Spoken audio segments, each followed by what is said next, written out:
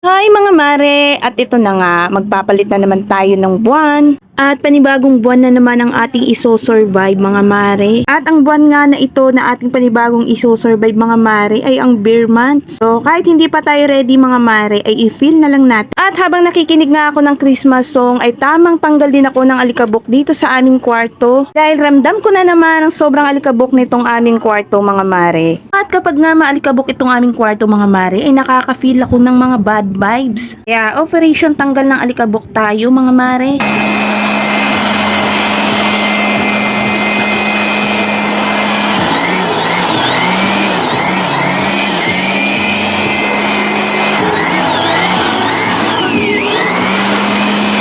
At ginamitan ko na nga ito ng mahiwagang sandata ko mga mare at ito nga ay yung blower. At ayan na nga mga mare, tapos na nga tayo makapagtanggal ng alikabok dito sa aming kwarto at ayan na nga, napakaliwalas na naman. Napakasarap na naman sa pakiramdam mga mare. At pagkatapos nga niyan, ito namang aking mga sinampay, ang aking isa-isang tiningnan. Hindi nga natutuyo lahat mga mare dahil sa madalas na pag-ulan. Pinili ko lang yung mga tuyo mga mare para mabawasan lang itong aming mga nakasampay. At sa tingin ko nga ay bukas pa matutuyo itong aming ibang mga sinampay. At habang nagvo-voice over nga ako ngayon mga mare, napakalakas na naman nitong ulan at may kasama pang hangin. Ayan na nga yung aking mga lulupiin. So ayan na, fast forward, natapos na tayong maglupi. At sumunod naman, ito naman ang aking hinarap. Ang gagawin ko nga dyan mga mari, lalagyan ko nga ng label, ang notebook ng aking mga Junakis. Ginupit-gupit ko nga muna mga mari itong mga label na ilalagay ko sa notebook ng aking dalawang Junakis. At buti na lang talaga mga mari, yung mga nabili kong notebook sa kanila ay meron ng plastic cover.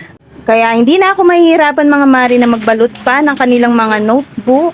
At ito nga isang notebook ni Bunso ay pinabalutan ng dyaryo ng kanyang advisor mga mare. At ang subject nga na pinabalutan ng dyaryo ay ang araling panlipunan. At ito naman yung sa aking panganay, nagpabili nga siya ng big notebook para naman daw sa subject na MAPE dahil big notebook nga daw ang kanilang gagamitin. At ayan na nga mga mare, ayan nga yung notebook ng aking panganay. At ito naman yung kay Bunso, natapos ko na rin malagyan ng mga label.